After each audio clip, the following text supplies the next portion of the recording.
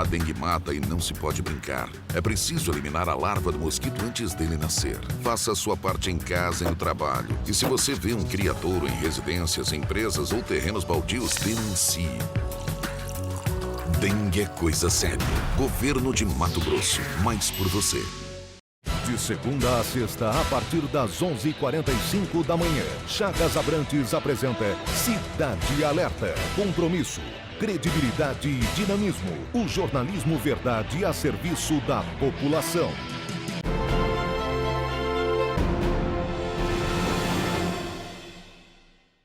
Ok, estamos de volta com o programa Espaço Business TV. O programa Espaço Business TV é um programa onde fomenta o empreendedorismo e o desenvolvimento aqui do Mato Grosso. Nesse programa nós estamos aqui batendo um papo com o presidente do Sindicato Rural aqui de Sorriso, o empresário rural Laércio Lenz. Obrigado a vocês todos que acompanham, vocês que são amantes do empreendedorismo. Nós fizemos a apresentação aqui do empresário no bloco anterior, e ele, como eu já disse agora também, ele é presidente do Sindicato Rural aqui de Sorriso. Laércio, o que seriam os maiores feitos? Você já está lá como presidente nessa gestão 1 ano e meio, e tem mais 1 ano e meio para trabalhar, que são 3 anos a gestão de presidente. Quais seriam os maiores feitos ou a vontade que o senhor tem? O que o senhor tem vontade de resolver enquanto presidente? Além dos trabalhos internos, que nós estávamos aí em obras, construção, conseguimos inaugurar uma obra que o antigo presidente, o Elcio Possobon, tinha iniciado, a gente conseguiu terminar uma obra de um salão de eventos do sindicato. Então, mas assim, a gente trabalha o sindicato como um todo, como eu falei, a gente trabalha alinhado com a federação e com a ProSoja. E um dos grandes feitos que eu acredito que, não eu como presidente, mas o sindicato como um todo, como federação, e como então, todo o Brasil, foi a questão do Código Florestal, a aprovação do Código Florestal, que é uma luta muito antiga nossa, algo que veio assim de vários anos, várias audiências públicas pelo estado todo, pelo Brasil todo. E a aprovação ela vai fazer com que o produtor consiga se adequar melhor às leis, que ninguém quer fazer crime nenhum, eu acredito que não seja crime, você transformar uma área plana, uma área seca de floresta em lavoura para produzir alimento. Eu acho que um crime seria você deixar uma pessoa passar fome, seria um crime maior. Então o que está acontecendo hoje é que nós temos aí pressão de todos os lados, de todos os países, num país que nós temos aí com 60% do território nacional hoje é floresta nativa. A gente fala o número, até muitas pessoas assustam, muitos não sabem que é esse número, mas isso é só você pegar uma imagem de satélite ou pegar informação do INPE, do IMEA, que é aqui do Mato Grosso. Nós temos hoje 60% em floresta nativa. Nós estamos produzindo grãos em 8,5% mais ou menos do território nacional. A pecuária em 25%, 26%, e o restante são áreas de cidades e barragens e infraestrutura de estrada, essas coisas. Mas por que o senhor acha que há uma resistência tão grande, então, dos organismos ou das pessoas, os maiores defensores do meio ambiente? Não que nós não somos defensores do meio ambiente, até os agricultores, os produtores rurais hoje, também são defensores do meio ambiente, mas eles têm uma ideia que precisam produzir também. Por que você acha que nós temos, assim, eu estou falando, nós temos uma quantidade tão grande de floresta no Brasil, e por que ainda condenam tanto o nosso país? É uma grande pergunta, a gente sempre está se fazendo. É lógico que o produtor é um defensor do meio ambiente. A gente tem todas as propriedades, a maioria delas, algumas lógico que o pessoal não fez corretamente, mas a maioria está dentro de um parâmetro legal. A gente preservou as águas e quem não preservou está de sã consciência, não precisa ninguém ir lá mandar. Está tentando se adaptar. Está se adaptando automaticamente, não precisa ir lá uma pessoa notificar ele ou multar para ele plantar a floresta na beira das nascentes, dos rios, de córregos. Então o pessoal está tentando se adaptar. Essa questão que você me perguntou de por que está acontecendo isso é difícil falar, é uma conjuntura mundial. Você acha que os países desenvolvidos, de repente, que estão com a agricultura já estragaram ou danificaram o meio ambiente deles e hoje tem medo da nossa concorrência? Eu acredito que seja, porque se o Brasil puder abrir mais aí 4 ou 5% do território, que seria o que tem de bom para a agricultura hoje, iria de 8% para 12%, 13% do território, não seria crime nenhum você plantar em 12% ou 13%. Mais um pouquinho de pecuária, nós poder chegar em 50% do território aberto, não seria crime nenhum. Porque não existe país no mundo hoje que tem abaixo de 50% de área aberta, todos têm acima. Você pegar os países europeus, por exemplo, tem 99%, 98% do território aberto. Não tem floresta nenhuma, inclusive nas beiras de água. Você falar em lei ambiental, falar em reserva legal, falar em área de preservação permanente, que seria as beiras de água, isso existe no Brasil. Eu concordo que tem, igual nós falamos, eu acho que tem que ter reserva, a natureza é muito importante. Eu acho que é o maior legado que a gente vai deixar para os nossos descendentes é um país limpo, um país com natureza em cima do que precisa para você viver. Porém, temos que ter área para produção, nós temos que ter área para trazer divisas para o país. O PIB do agronegócio é muito importante para o país hoje, está acima de 30% do PIB do agronegócio hoje no Brasil. Não é só o PIB que vamos falar da economia, mas também como é que nós vamos se alimentar, como é que o mundo vai se alimentar se não produzir? Com certeza, o mundo está precisando de alimento. Então, automaticamente, alguém está trancando a nossa produção e, com certeza, alguma concorrência de fora, eu acredito nisso, que está usando os órgãos ambientais para fazer com que nós paramos e estagnamos nessa produção. Mas, porém, graças ao produtor, investidor, nós estamos conseguindo aumentar gradativamente a produção por hectare. Nós estamos aumentando, nós saímos de uma produção aí de 40 sacas por hectare e já estamos hoje, em Sorriso, ano passado, fechamos com quase 58 sacas. Esse ano tivemos um probleminha de clima, baixou a produção. Mas assim, nós estamos aí quase, aumentamos 50% a nossa produção em cima da mesma área.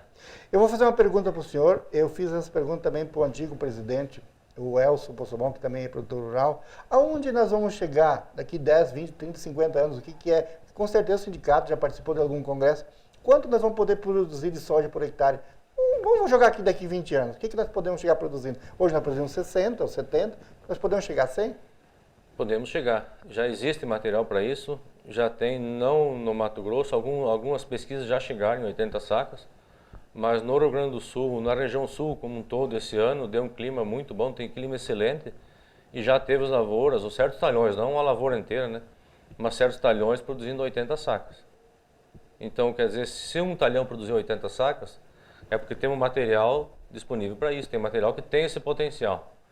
O que temos que ter muito cuidado é a que custo nós vamos chegar nessa produção de 80 ou de 100 sacas. E no tempo que nós produzíamos 40 sacas, nosso custo era 10, 12 sacas. Produzindo 60, nós estamos com um custo de 40. Então a margem diminuiu. De repente, eu não sei se é aconselhável o produtor produzir 80 sacas a um custo de 70. O risco fica muito grande, então tem que ver. Potencial tem, e a tecnologia está aí, os centros de pesquisas estão aí. Inclusive temos vários centros de pesquisas aqui em Sorriso mesmo. Temos Embrapa aqui no município vizinho. Mas assim, tem que ter cuidado com o custo. A que custo, a que preço nós vamos chegar a 100 sacas? Mas e por que o senhor acha que está se aumentando tanto esse custo? Porque se essas tecnologias estão se desenvolvendo, teria que cada vez mais reduzir os custos de produção e não aumentar. O senhor falou que quando nós produzimos 40, nós tínhamos um custo de 10 ou 15. Hoje nós produzimos 60, temos um custo de 40. Mas o que está levando a aumentar esse custo de produção? Na verdade, o produtor não tem na mão o custo dele direto. E quem fornece produtos para o produtor, adubo, máquina, sementes, é poucas pessoas, é poucas empresas. Está monopolizada na mão de poucas.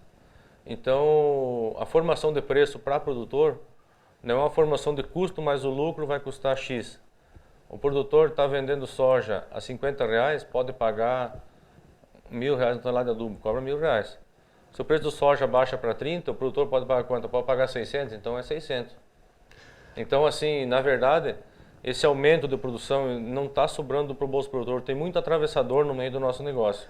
Nós não colocamos preço, não colocamos preço nem naquilo que nós compramos e nem naquilo que nós vendemos. Isso é um discurso muito antigo, a gente já falava isso 30 anos atrás e continua. Você chega numa empresa para comprar um insumo, um adubo, uma semente, um químico, por exemplo, você pergunta que preço que você vai me fazer no adubo, que preço você vai me fazer no químico, que preço está a semente. Na hora de vender, você vai chegar na mesma empresa e falar quanto que você me paga na soja, quanto que você paga no milho, quanto você me paga no algodão, quanto você me paga no feijão. Então nós não temos domínio da nossa produção. Nós estamos assim, tipo num barco à deriva e temos que ter cuidado para não afundar. Nós temos aí, é claro que investir em tecnologia, um parque de máquinas novas, faz com que o produtor melhore e também movimenta a economia.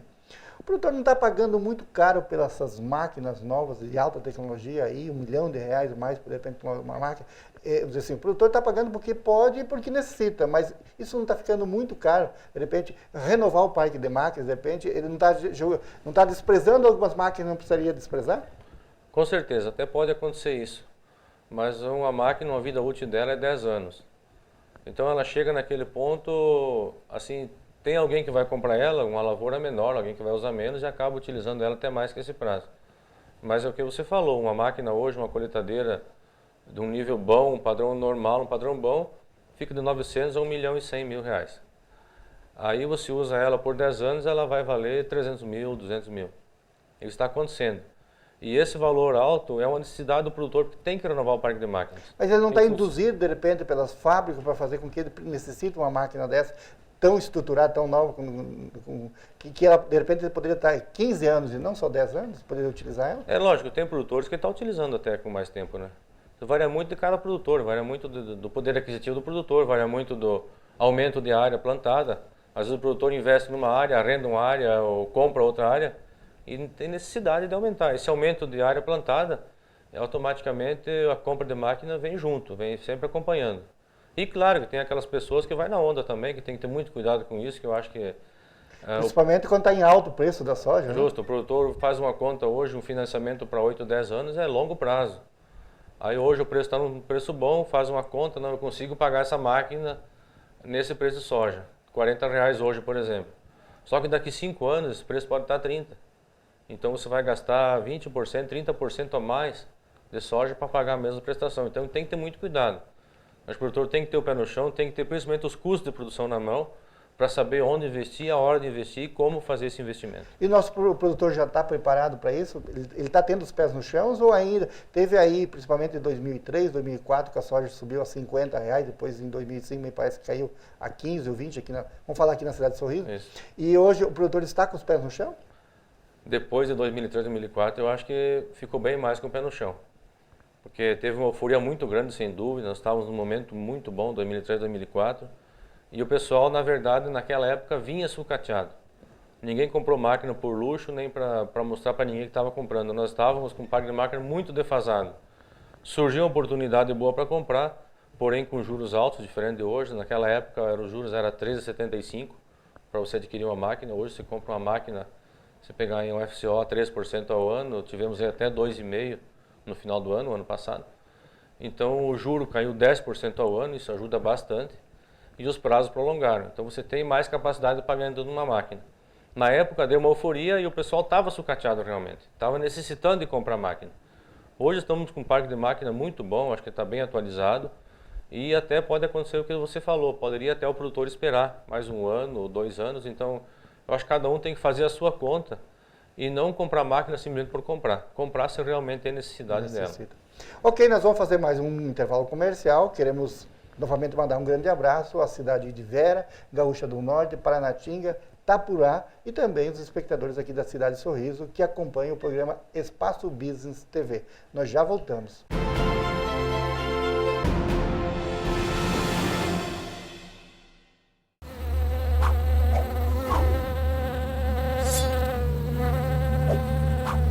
Gente achando que a dengue é brincadeira. Quem leva a sério este problema vai direto ao foco. A dengue mata e não se pode brincar. É preciso eliminar a larva do mosquito antes dele nascer. Faça a sua parte em casa e no trabalho. E se você vê um criadouro em residências, empresas ou terrenos baldios, denuncie. Dengue é coisa séria. Governo de Mato Grosso. Mais por você. Espaço Business TV, todos os domingos às 10 horas da manhã, aqui na TV Sorriso. Um programa voltado ao mundo dos negócios com foco no empreendedorismo e no desenvolvimento de Mato Grosso. Um bate-papo com empresários, associações organizadas e profissionais de destaques. Espaço Business TV. Oferecimento: DGF Agronegócios, Araguaia Imóveis, MTNoticias.net, Posto Cidade, Sorri Metal e Governo de Mato Grosso. Você precisa da Plotar Adesivos para colocar suas ideias ou negócio em destaque. A Plotar Adesivos, determinada em oferecer mais qualidade em impressão digital e sempre antenada com as inovações tecnológicas, conta hoje com equipamentos de ponta, buscando ser referência em comunicação visual para decorações de ambientes, adesivos, personalização de veículos, fachadas, outdoor, banners, letra caixa, toldos e coberturas. Plotar Adesivos. Fone 3545-1260. De segunda a sexta, a partir das 11h45 da manhã, Chagas Abrantes apresenta Cidade Alerta. Compromisso, credibilidade e dinamismo. O jornalismo verdade a serviço da população. Esporte Digital, todos os sábados a partir do meio-dia. Oferecimento Topázio Materiais para Construção. Lojas Nacional, combina com você. Supermercado São José, barato de verdade. Bigode Bebidas, 3544-8735. Pulicar, Centro Automotivo, 10 anos dedicado ao seu veículo. Rangos Restaurante, 3544-9673. E Supermercado Novos Campos, qualidade e economia, preço baixo todo dia. Você sabia que os comerciais que falam a língua de seus parceiros e clientes podem ser criados aqui mesmo na cidade? A produtora Ana Cartola é a grande responsável por criar alguns dos melhores comerciais de Sorriso e região.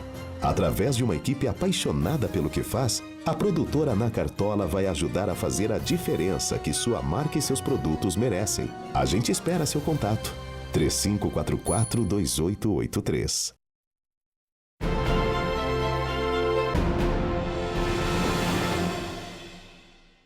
Ok, estamos de volta com o Espaço Business TV, aqui pelos municípios da região do Mato Grosso. O programa Espaço Business fomenta o empreendedorismo e o desenvolvimento do estado do Mato Grosso. Nesse programa nós estamos aqui batendo um papo, trocando uma ideia com o presidente do Sindicato Rural aqui da cidade de Sorriso, o empresário rural Laércio Lenz. Ele que é presidente do sindicato já há 1 ano e meio, a sua gestão é num prazo de 3 anos e tem mais 1 ano e meio para cumprir. Presidente, nós finalizamos uma safra de soja, que é 2012-2013. Como é que foi essa safra de soja? Eu digo não só aqui em Sorriso, mas aqui no norte do Mato Grosso. Como é que foi? Foi uma safra boa? Na verdade, assim, nós começamos a safra com uma expectativa muito boa. Nós estávamos com um aspecto visual de lavoura excelente. Tivemos um probleminha de seca em dezembro. Em dezembro teve alguns lugares, algumas propriedades que tiveram até 25 dias de sol.